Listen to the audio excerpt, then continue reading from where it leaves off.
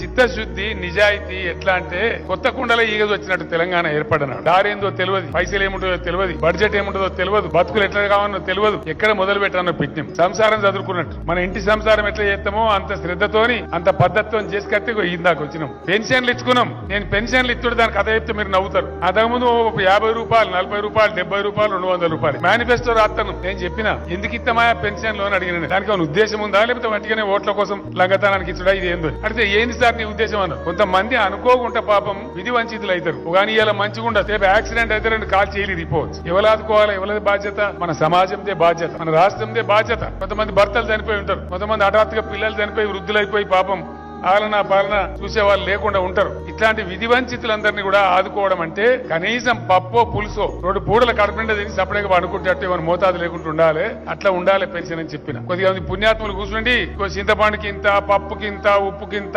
కారానికి ఇంత అని లెక్క పెట్టి 650 రూపాయలు అయితే సరిపోతా సార్. నేను చెప్పిన ఈ పేదోళ్ళ కన్నా కోసరా 1000 రూపాయలు పెట్టమని చెప్పిన. ఫస్ట్ ఎక్కువ పెట్టలే, 1000 పెట్టుకున్నాం. ఇంకొక మాట దయచేసి ఆలోచించాలి. నేనేం చెప్పినా మొన్న పెన్షన్ 10 రూపాయలు, 40 రూపాయలు, 70 రూపాయలు, 200 రూపాయల పెన్షన్ 1000లకు తీసుకుపోయిందే కేసీఆర్. ముందు 1000 చేసుకున్నాం, తర్వాత 2000 చేసుకున్నాం. బిక్కు బిక్కుమని బతికిన బీడీ కార్మికులకు, దిక్కు తోచకుండా ఉన్న ఒంటరి మహిళలకు, ఆదరణకు నోచుకోని వృద్ధులు వితంతువులకు, ఎటుగాని బతుకులకు ఏనుగంత బలమిచ్చి, ఎటుగాని బతుకులకు ఏనుగంత బలమిచ్చి తానున్నానని తెలిపిన తండ్రి కేసీఆరు.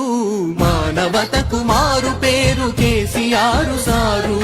మల్ల గెలిచి రావాలే మనసు కల్ల సర్కారు.